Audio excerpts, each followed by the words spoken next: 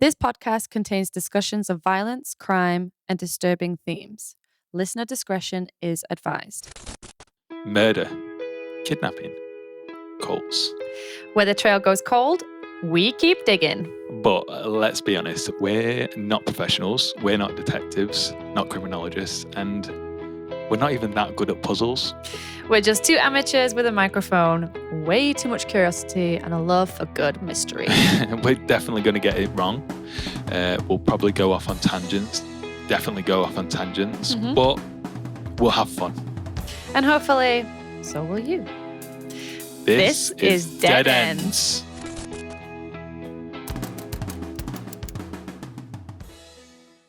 Hello. Hello. And welcome to episode 5 of Yeah, Dead Ends. we're in a new location. I'm Erica Memphis. I'm Pete Bonabate. In case you didn't hear the intro only 10 seconds ago that introduced us, Oh, do we say our names in that? we do. Just in case. Yeah, episode 5. Yes. Last week we did Oh, Luna Park. Luna Park Ghost Train Yes. Fire. That was fun. I was listening to it on the way over today. Oh, really? hmm Did you enjoy it? I did. It's because it's our words. It feels incredibly tailored to myself. Yeah. When I listen to it now.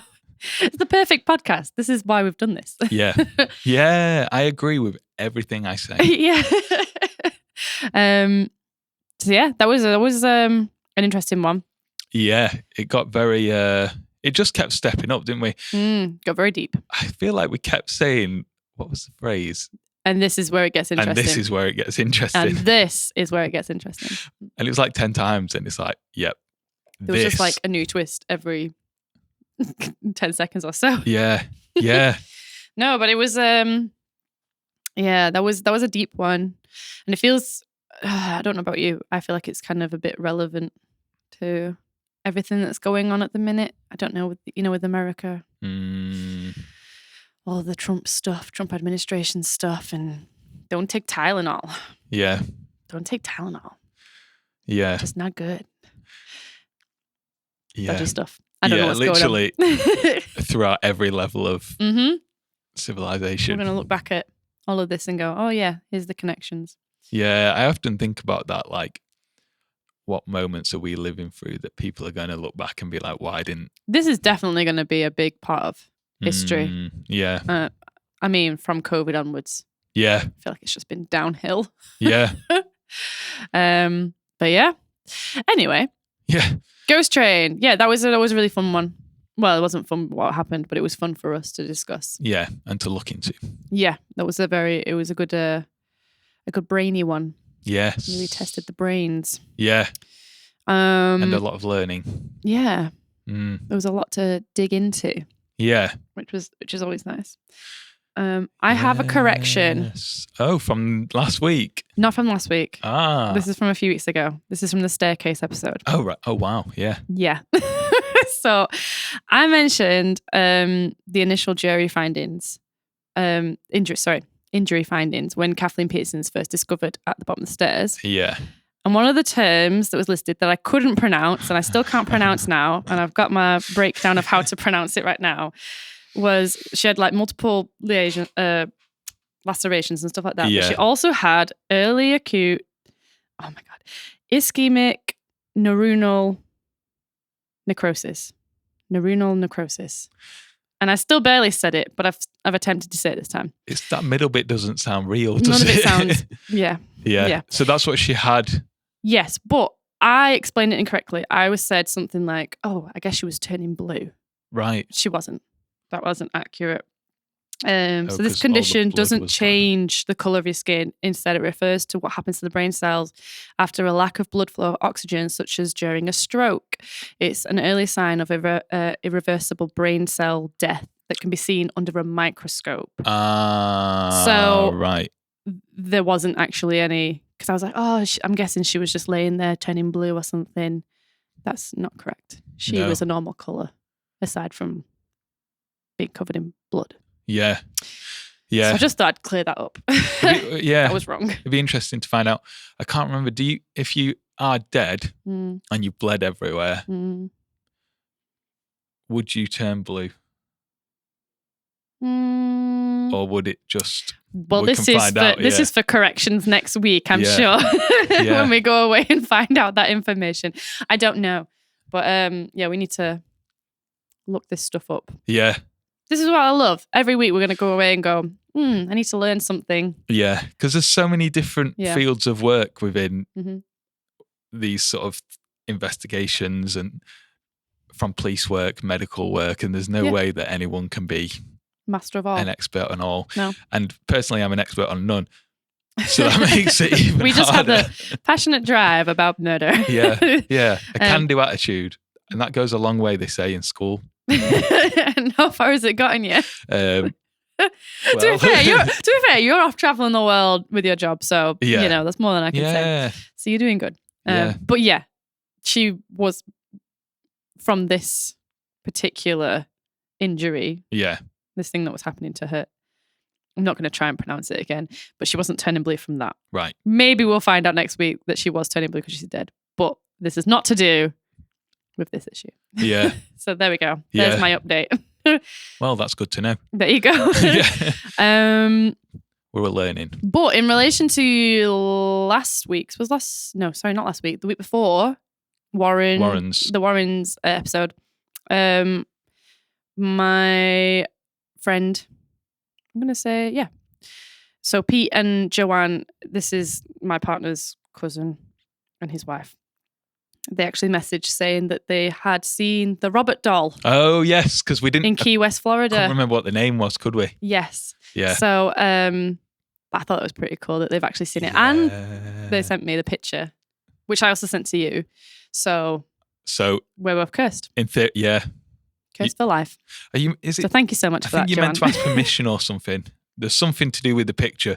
But personally, I hope this isn't going to anger Robert the doll. I don't like looking at his face because it's really pretty disgusting. It's really minging. I get like Silence of the Lambs like vibes from him. You know, it's that mask. And so when it's like, don't look at his face, it's like, I'm not going to, not because of the haunted stuff. Yeah. I just don't like it. No, I don't want to see your face. But thanks for sharing that, Joanne. Thank you.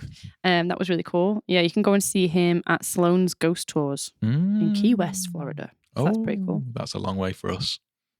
We should go. Yeah. Or maybe not because we don't like the look of him. But anyway. We'll see Annabelle instead. We also have an update on our merch situation. Oh, yeah, we do.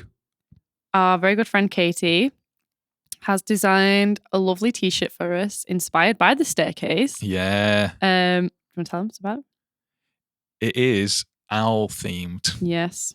And it says... What does it say? It says Death by Owl. It says Death by Owl.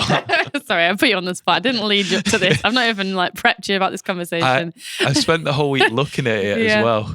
It says Death by Owl, It does. And it has a little staircase and a little owl on it as well. Yeah. So that's really cool. But we're going to share them. Or post a picture. Yeah, we're going to share them on our Instagram on this day, actually, when this episode is being released. Okay. So for us, it's next Monday. Yeah, it's soon that. But for you guys, it's today. It should be out. So go and check our Instagram. You'll be able to buy them.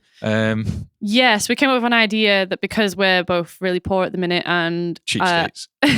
We're quite early on in our podcasting career. Yeah. We don't want to give Wix any money yet. No. So we've got a free website currently. But we can't sell via that. We can't sell. Annoyingly, you can put the merch on the website. People can add it to the cart and go to the checkout. Do the rest of it. And then it won't let them pay. Yeah. So our solution is we're going to post on Instagram. So go and have a look at them.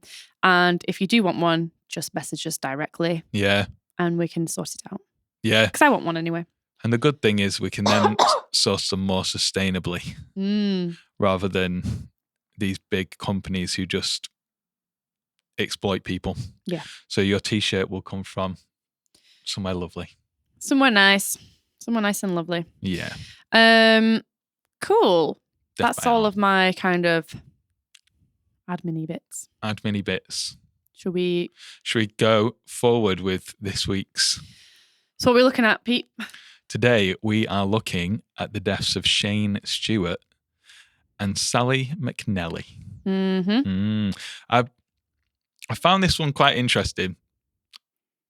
Firstly, because it has cult involvements. Yes. But aside from that, there's not much on it in terms We really had to dig. Yeah. So I don't know it. Like, I have no idea what information you found. Okay, cool. As well. Yeah. Like, well, we chatted briefly before we started recording, and it sounds like we've gone in completely different directions to look up this case. So, yeah, I'm guessing we're going to have quite the same information to some extent, obviously, because it's the facts. Yeah. But maybe some different bits as well. Yeah, and it'll be exciting to see where it's led us. Because when there's a documentary or something, like a big documentary, you kind of... You're just following that yeah. And it's hard to... I'm sure this must be hard for police as well. We've seen it's hard for police to get out of theories because every single case they've got stuck on it. Yeah. It's hard to watch one way of thinking, be presented with a load of evidence, and then change your thinking. Yeah. After it looks so compelling. But this hasn't been a problem here because... There's not really much to go on. No. By all accounts. But, so let's explain it. In 1988, high school sweethearts Shane Stewart and Sally McNelly vanished after a 4th of July celebration in San Angelo, Texas. 4 months later, their remains were discovered, and the mystery surrounding their deaths has haunted the community ever since.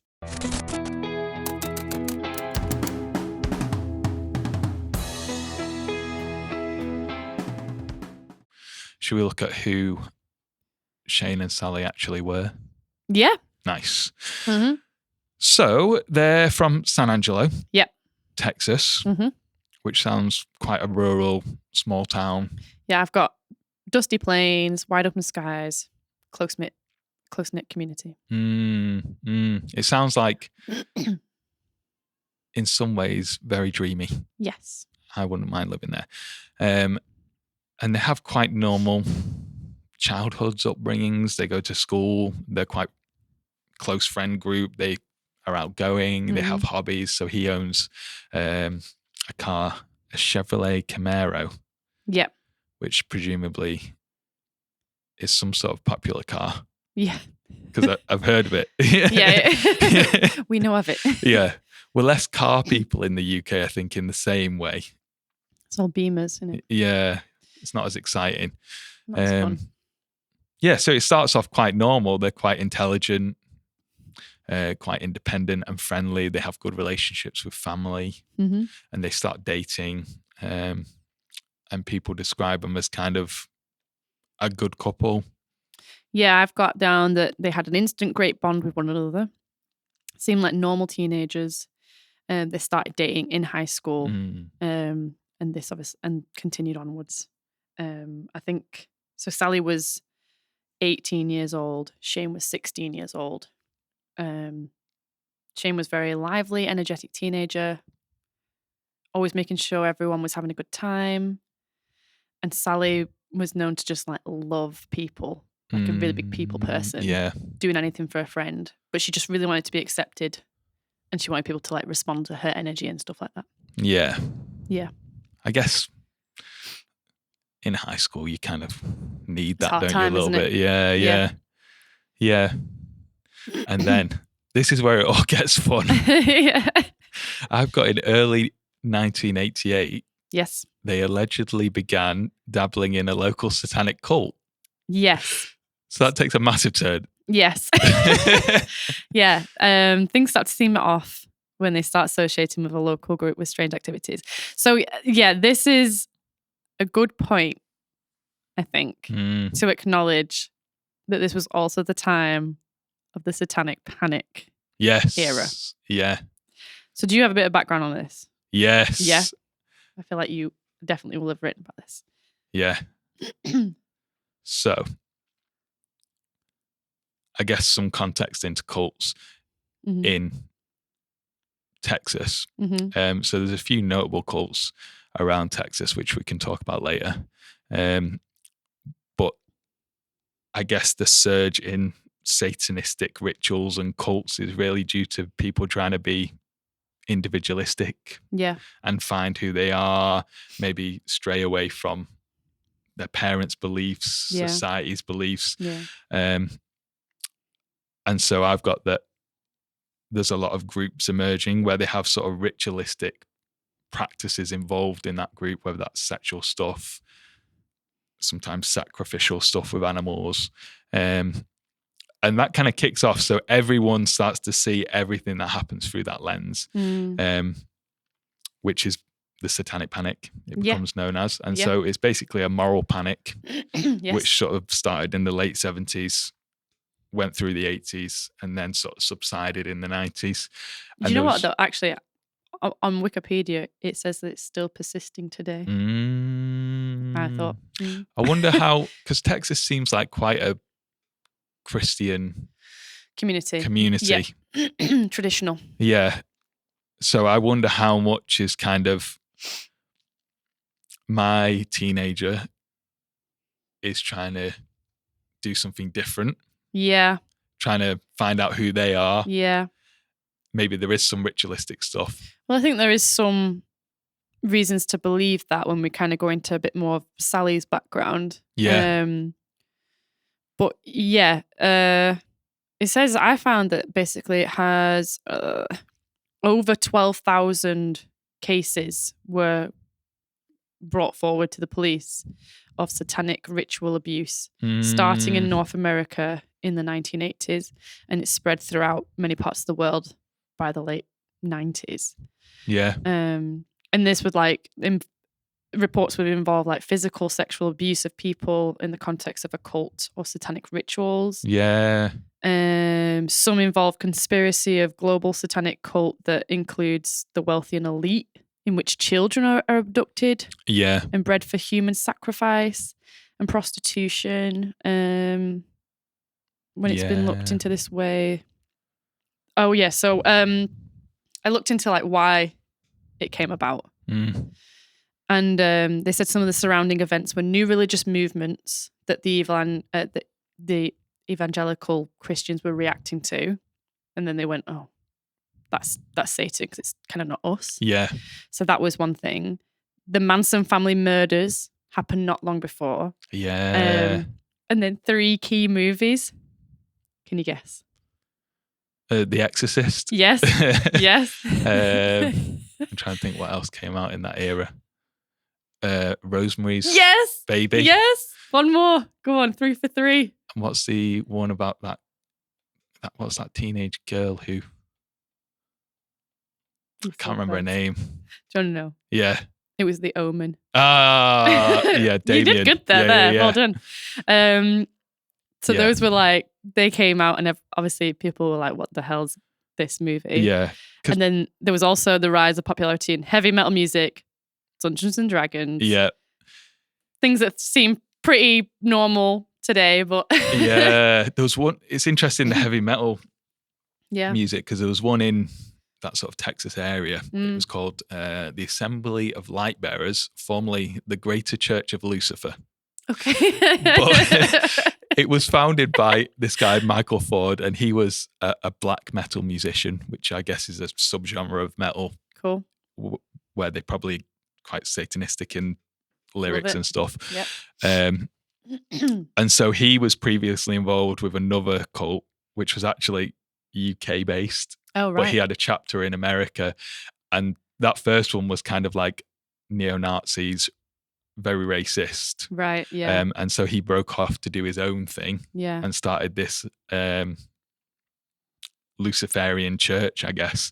And so I've got a bit on what they believe. Go on. So they promote a philosophy centered on individualism, self-empowerment, and enlightenment.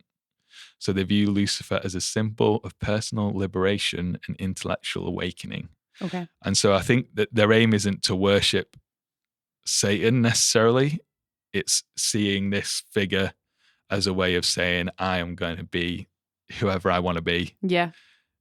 Maybe regardless of the consequences. Fair. Okay. And so naturally, I guess if you're in that sort of mindset, ritualistic stuff kind of makes you feel like you belong. But even all the sexual stuff, like if you're trying to seek your own individual identity, there probably would be some natural exploration of that. Yeah, absolutely. It's just, I mean, looking back at that time, like I said, a lot of the things that they were complaining about seem kind of normal. Not obviously the weird stuff. What do I mean by that? I mean, like heavy metal music, Dungeons and Dragons, that's all normal. Those movies are normal. Yeah. Like we all watch those movies and stuff like that. Yeah. And yeah, people just seem to be a bit traditional against some of those things. Yeah.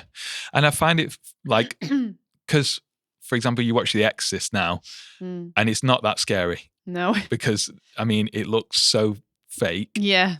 And still great, but yeah. It is an amazing movie. I love it. But like back in the day, people were like having toilet incidents in the cinema because they were really that scared. Freaking out watching it. Yeah. It was terrifying. So yeah, you can understand why everyone was like, what is going on? Yeah.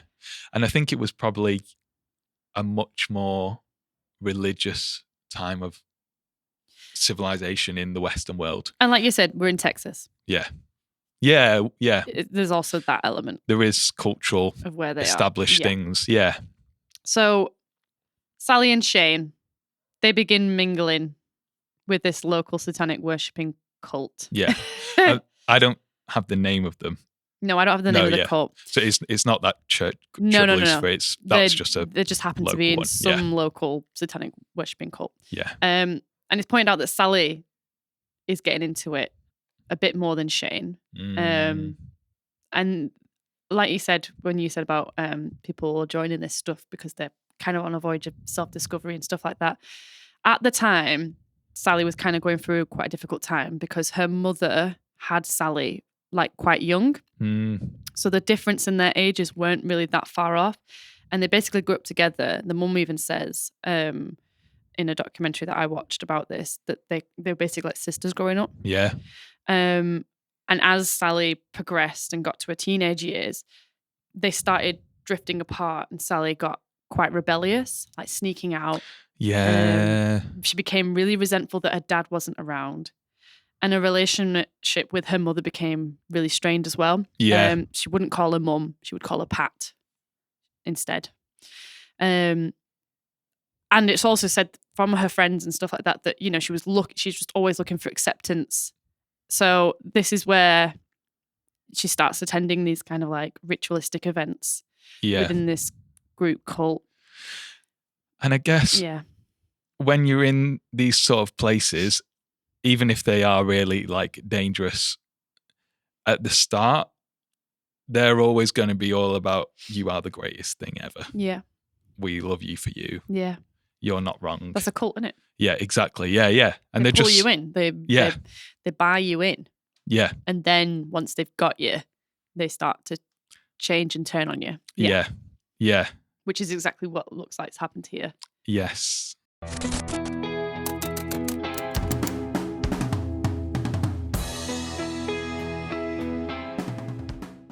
So she's obviously really getting into it. Yeah. Looking for acceptance. Shane's father, who's called Marshall, he also noticed some changes within his son since joining this cult. I don't think the parents knew. They didn't know at the time that they were involved in the cult. No. But they've noticed these changes. Yeah, they're more angry, which aren't they've looked back and gone, okay, this is about the time that they joined. Yeah. And he apparently was getting into like other fights with other teens, like quite into more fights. And there was actually one time where it got into quite a serious fight and he was thrown into a river. Yeah. And he's come home and his dad's like, what's going on? Yeah. You know, and they're just not really giving much information about what's going on in their lives. So yeah. And I guess within the cult, as they're getting more into it, things seem to, again, we don't know what the cult is, but things seem to be taking a more, not sinister turn, a more like criminal turn. Yeah. Because that leads on. So in January 1988, they move into an apartment together. So I think they've both left school at this point. Yeah. They will just, And they move into this apartment together, but this group that they've joined starts getting a bit too much for them both. And they start to try and distance themselves away from it. Yeah. And I don't know what happens in that period of time, but they're just trying to get away. But basically by March, they end up contacting the police. Yes. Yeah. And this is where they're kind of saying, look, we kind of need help getting out of this, because they're now this group that we're involved in, they started doing illegal activities involving drugs, crime, and they did say also like group sex acts. Yeah, and they even give the police a gun that they say was involved. Yeah, so they tell the police that a member of the cult has given them a gun that was claimed to have been involved in a murder/robbery. Yeah. And the police are kind of like, they seem genuine, not sure, but they check it over and they do confirm that the gun is stolen, but they can't match it to which murder or robbery, but they can say it is stolen. So that kind of makes their story a bit more credible in the police's eyes. Yeah. But, you know, Shane and Sally just keep expressing their fears and that they feel like they're in potential danger trying to leave this cult. Yeah. Yeah. Yeah, and it does halt from there because they later that year they move out of the apartment. Yeah, I've got 6 weeks after that. Yeah. Basically, the couple move out of the apartment separately. Yeah. They actually both leave the town, sorry. Essentially breaking up for a little while. Yeah. Don't know where they go to. No. Don't know what they do in that time. And I always wonder, were they breaking up or were they just appearing to break up? Yeah, trying to go separate ways because it's safer together. Yeah.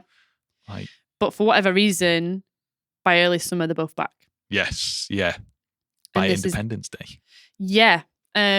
So just before Independence Day in June, maybe like 2 weeks before, Sally calls her close friend Helen. Yeah. And tells her, basically over the phone, she's really afraid that they're going to get killed. Yeah. That someone's trying to kill them.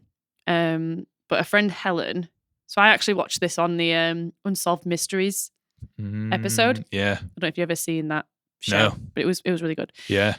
It's like 1990s. Yeah. It's very like the Twilight Zone kind of show. It's quite fun.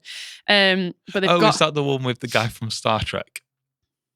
I'm not sure. I'm going to Google it while you... But he was wearing like one of those brown, like, you know, like newspaper journalist coats. Oh, yeah, this is a different one. Yeah, okay. So they had the actual people on there giving accounts, and Helen is recounting this phone call. And she's saying she just, because of how Sally had been recently joining this cult, and in her words, she seemed a bit dramatic. She kind of just didn't think too much of this. She just didn't really take it that seriously. She just thought, oh, it's just Sally being a bit dramatic again. Yeah. And just passed it off, basically. But obviously, she regrets that now. Yeah. That they obviously have been killed. Yeah. And then on the 3rd of July, just the day before Independence Day, Shane receives a phone call at home. Yeah. That his dad overhears. And his dad is certain that it's like about money. He hears his son mentioning, I'll get you the money, I'll sort it out, kind of thing. Yes. And he tries to like confront Shane and you know, say, look, we can figure this out. What's going on? Come to me. Shane's just, no, nothing's wrong. Everything's fine. Yeah. And then that takes us to Independence Day, 4th of July. Oh. And that's when Shane tells his dad he's going out to watch the fireworks with Sally. And they hug. They have a casual see you later. And that's the last time he sees his son alive. Yeah. Which is sad. Tragic. Yeah. And it takes quite a while for them to actually find out what happened to them. Mm-hmm. Because they're not found dead. No. Instantly. They basically go to the firework display. Over Lake Nasworthy. Yes. Yeah. And then they're seen in the area nearby, and there's different people they're seen interacting with. So there's a pickup truck driver who approaches them, and people hear that they're saying they don't want to be involved with that anymore. Whatever that is. And they're the last people to see them. Yeah. So this is like 4 hours after this 9 p.m. firework display. Yeah. That is the last account. And they see them 6 miles away from this Lake Nasworthy, and this is at Isabel Hart Park near O.C. Fisher Lake. So that's the last time that they're seen. And this witness, like you said, sees this pickup truck with these bright lights. He just thinks of it as, it's just kids arguing. Yeah. And he just leaves. And that's it. Yeah. As you would, like, probably. Yeah. Like, it's none of your business. See you later kind of thing. Yeah.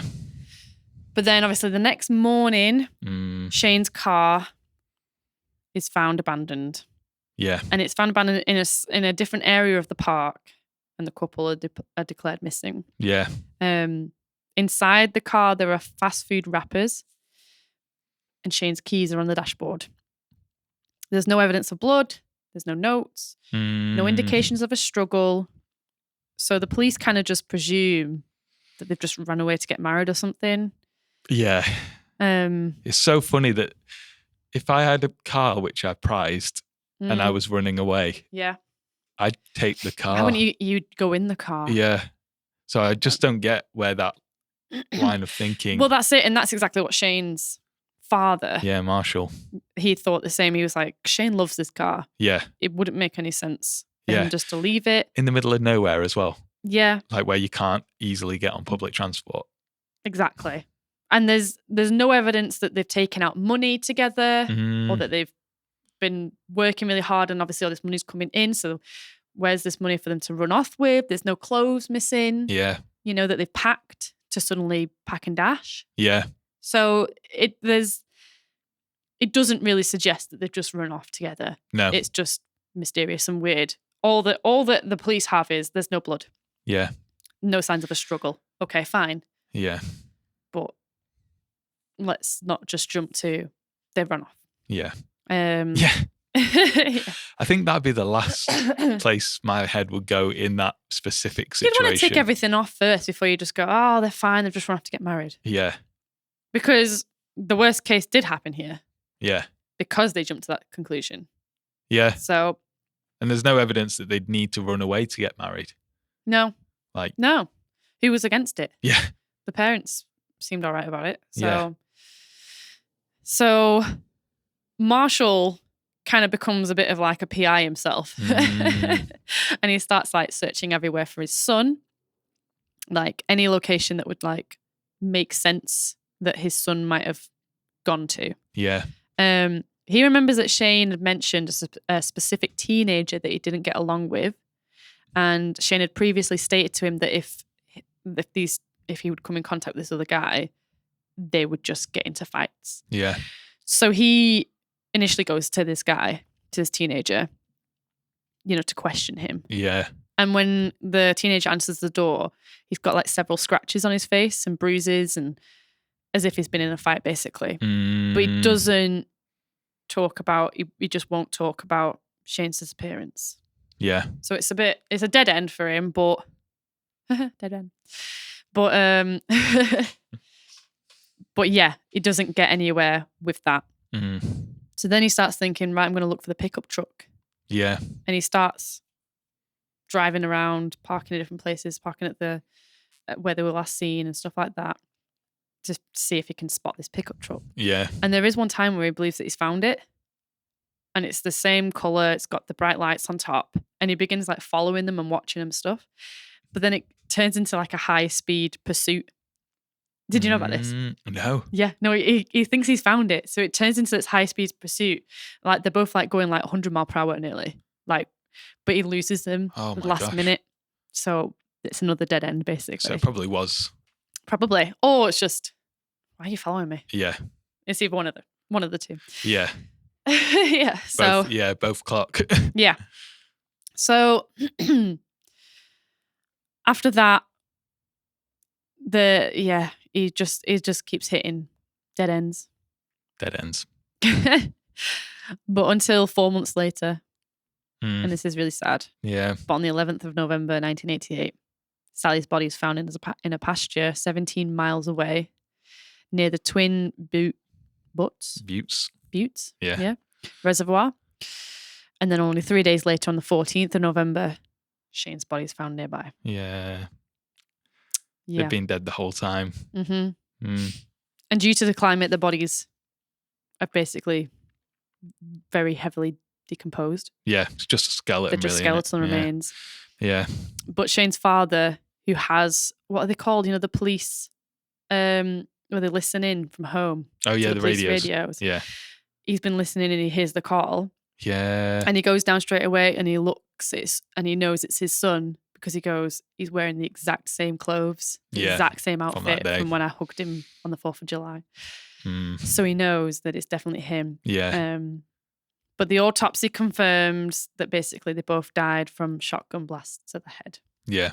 That's just horrific. Yeah. That must be one of the worst ways to go. Literally. Yeah. So.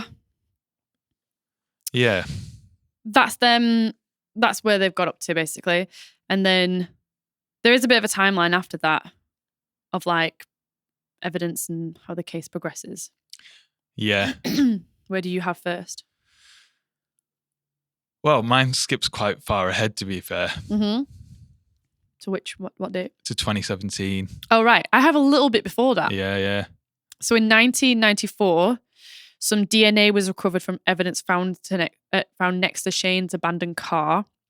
It was uploaded to the national database, but there have been no matches so far. Ah, was that in 1994? Right. Yeah.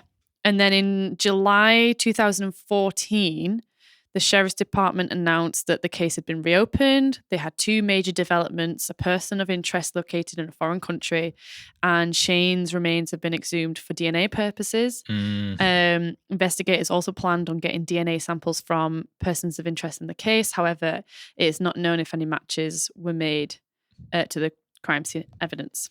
Sorry, I've just had Pepsi. Yeah. It's coming back. And then February 2016, the Texas Department of Public Safety announced that they were asking for the public's help in solving this case and offered a reward. And then 2017. Yeah. So is this John? John. Cool. Yeah, got you. Yeah. You go. Yeah. So he's kind of a just low-level criminal guy anyway. Mm-hmm. And so he gets arrested. Yeah. And his girlfriend is like, there's other things that you need to look at in his house. Yeah. So they go there, they search his house, and they find like quite a lot of stuff. Yeah. Really. Yeah. So they find audio tapes, which are labeled SS. Yep. And they've got like handwritten notes about Shane and Sally on. Yep. There's like hair and fingernails. Yep. Which is so weird. Yep. To keep. Yep. And so they have all this evidence, but again, there's no conclusion that he actually did it.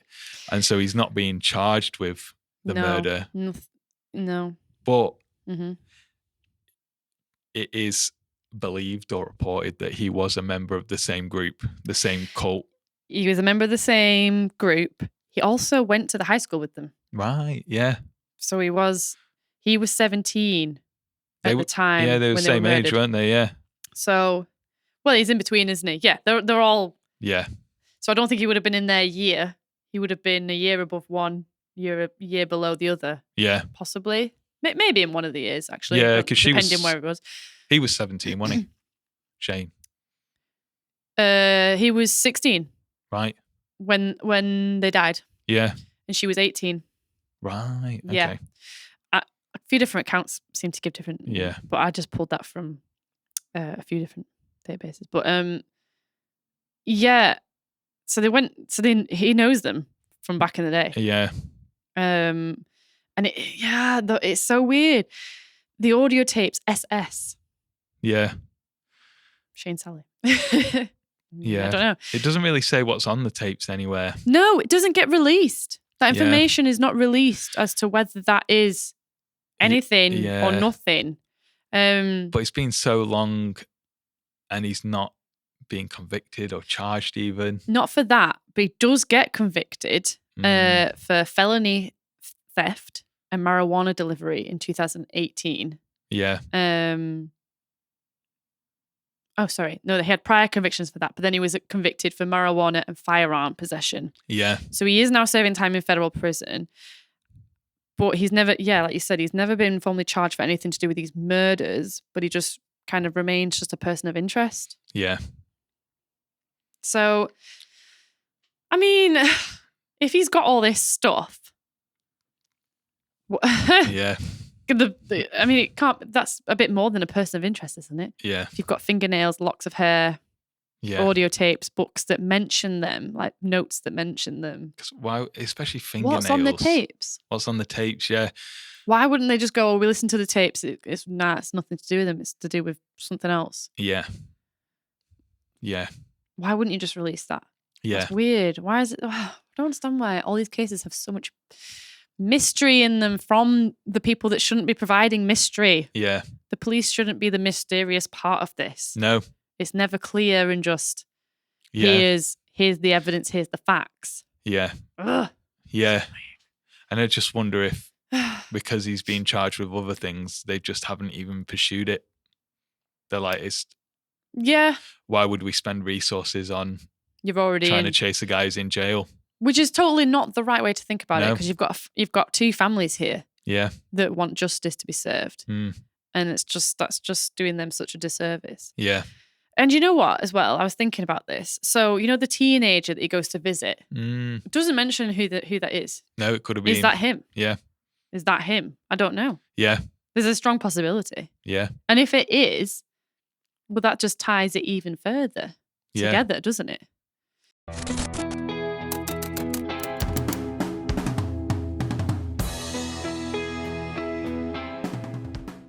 I did watch a YouTube about this case that I just wanted to bring up.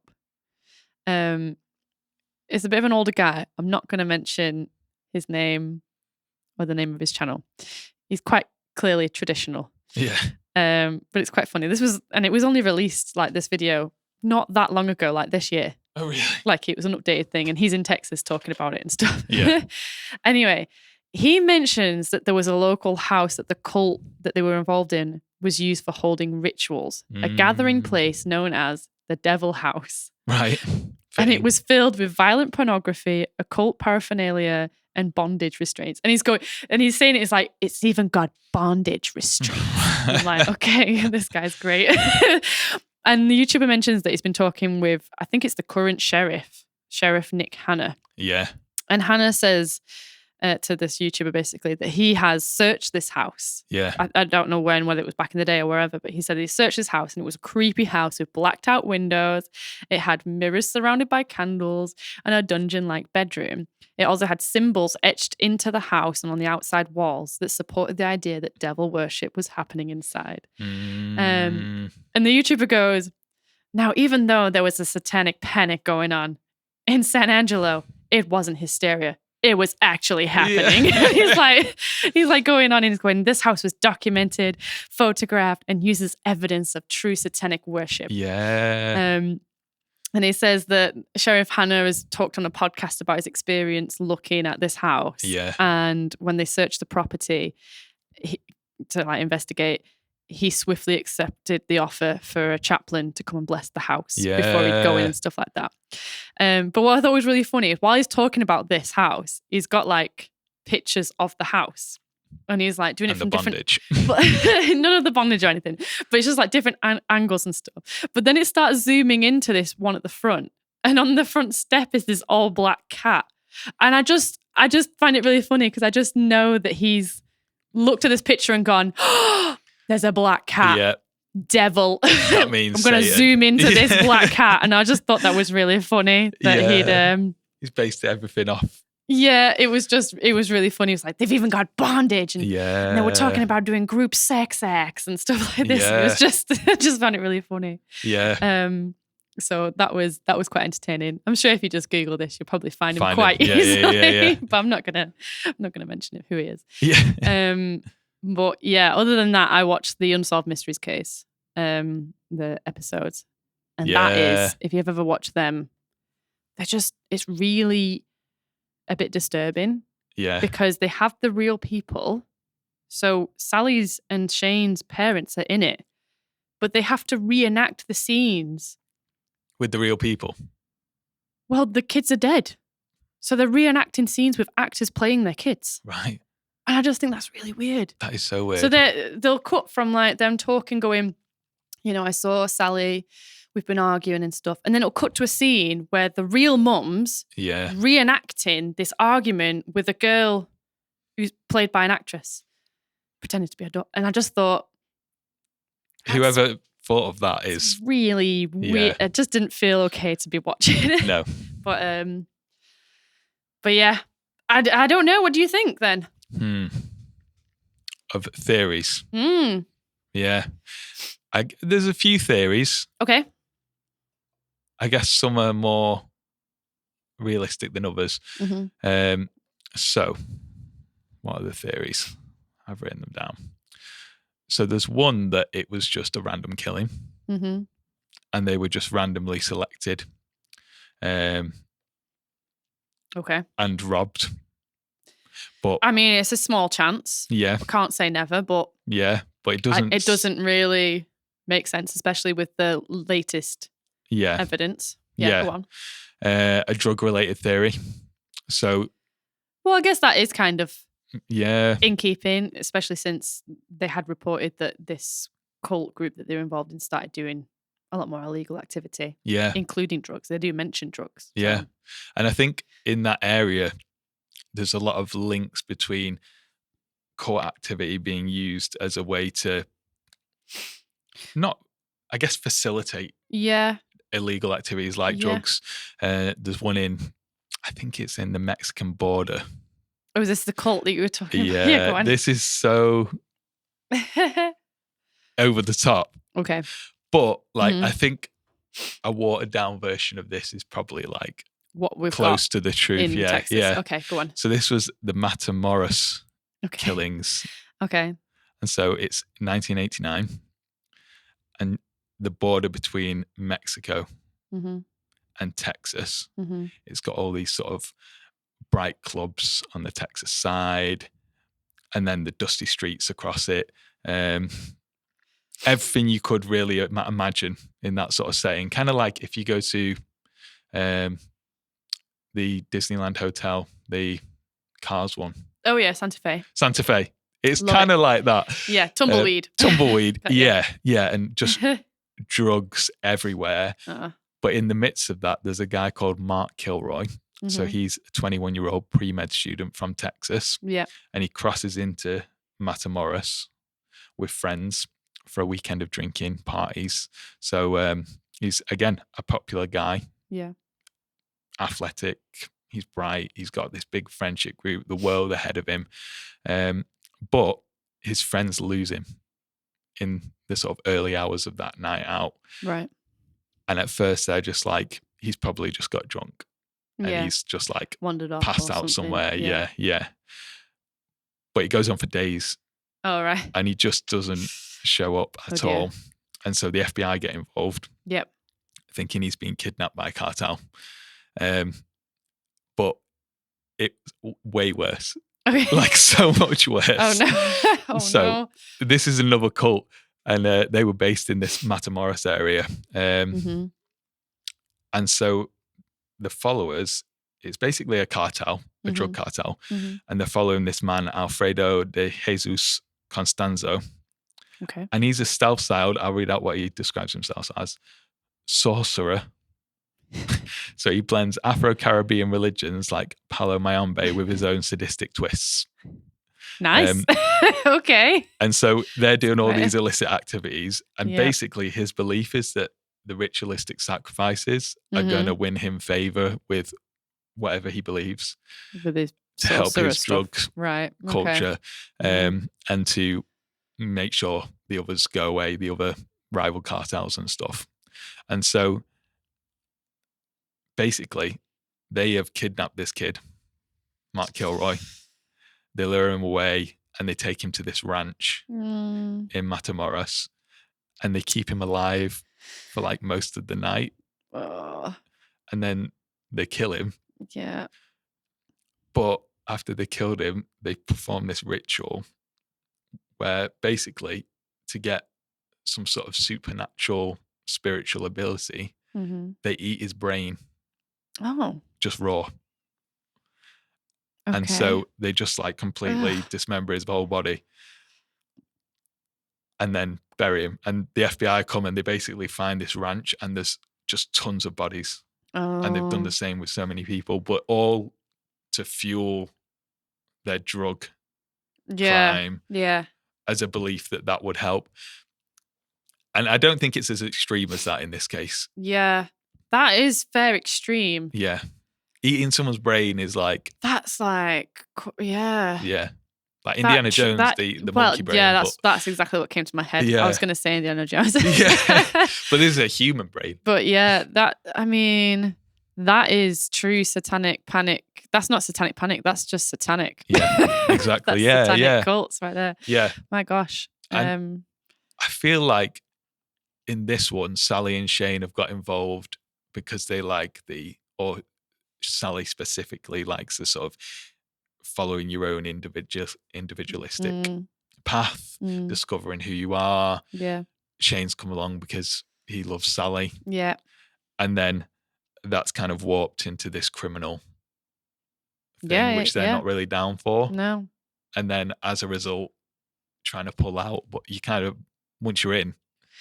That's it. And I guess, if you're looking at the mind of a teenager who wants to be accepted, like you're saying, you join a group, like I remember doing this, like you join a group and you give it your all. When you first join in, you're like, yeah, this is going to be my identity. This is what I'm going to find. I'm going to fix everything. I'm going to throw myself at this. And then it's completely fine to be, very shortly after, actually, this isn't fully for me. Yeah. But if that happens to be a cult that you're then going to struggle to get out of. Yeah, especially when money's involved. Yeah. Because who knows what they got talked into doing. Yeah. From like the criminal side. Yeah. What did they have to do? What were they?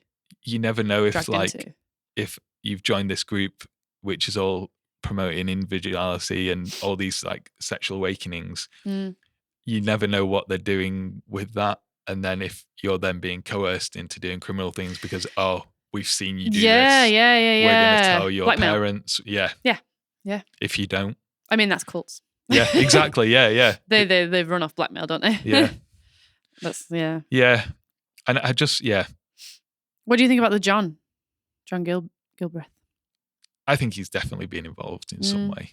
If he's part of the group, maybe not him specifically who did it, but maybe him and his mates, maybe, he was higher up in the cult hierarchy. Yeah. There's quite a few possibilities there. And of why he has that stuff at his house. Exactly, yeah.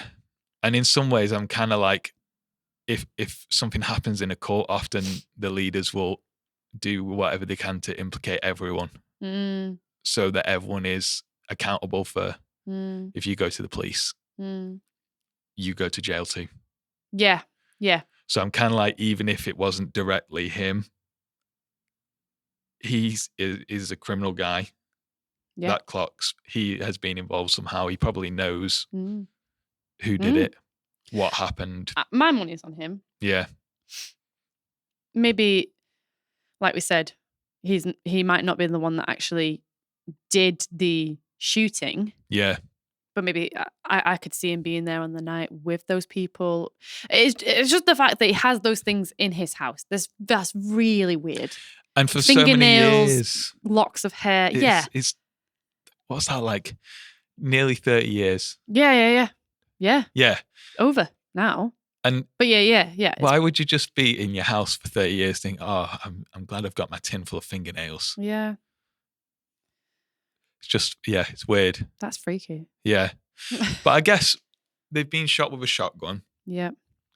So for me, the most likely thing is that someone has drawn them out the car because they've got out their car willingly without a struggle. So there must have been some sort of thing which they've... I can see that they've parked where they parked, gone... Well, no, sorry, this is 6 miles away from the fire display. So they've gone to watch the fire display. They've driven up to this OC Fisher Lake. Yeah. Parked the car, maybe gone for a stroll together, something like that. And then they've confronted them there. Maybe even because where the witness has seen them, that's not where the car is. No. So, and the pickup trucks in the account, the pickup trucks approached them. Yeah. So they're already out the car. Yeah. So of course, like there's no struggle from the car. Yeah. They weren't there. Yeah. Yeah. And this is why the other theories of like, oh, was it just a robbery or it just doesn't fit. Just drugs? Doesn't make. Yeah. There's not. The evidence is pointing towards this group. Yeah. Because regardless of whether they're actual Satan worshippers or not. Yeah. Because, like we said before, the things that even this guy is going on about on this YouTube video, D&D, we play D&D. Yeah. We play Dungeons and Dragons. We we listen to heavy metal music. Yeah. Do you know what I mean? Like, does it, like, this is a different time where everyone was, what is this new music? It's loud and aggressive. Oh, that's the devil's music. Yeah. What do you mean people want to sleep together in groups and stuff? Like, all of that stuff is quite normalized now. Yeah. So, do you get my point? Yeah. Not sure where my point ended there. No, that makes sense. Yeah. Because I think people just had to label what was happening culturally. And because there was ritualistic elements. These people might have listened to heavy metal music. Yeah. And they might have. Yeah. They might have like doing, what is it, the Ouija board. Yeah. And people like rituals like. But it doesn't have to mean that it was actual devil stuff. No. But for all intents and purposes, this group, I think is the key. The culprit, yeah. Because it's too well planned to be random. Yes. And it's too poorly planned. Yeah. To be like a drug related specifically. Like it does more seem like someone's panicked because they want to get out. Yeah. And they've been like, we can't allow that. Yeah. Yeah. And this whole money thing on the phone call, it just all seems to, when you add up all the little things together, that's what makes the case, isn't it? Yeah. That's what they do. So, yeah. I would say that this guy is definitely involved. Yeah. Whether he did, like I said, did the shooting or not. This group is the culprit. Whether or not they actually worshipped Satan or not. But for whatever reason, there was a cult. And I think it's gone, tits up. Yeah. Basically. Yeah, I would agree.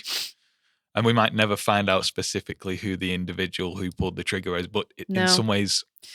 But you never know. They might circle back around to it because, like we said, it was 2017 when they found this guy. Yeah. 2018 when he was gone back again.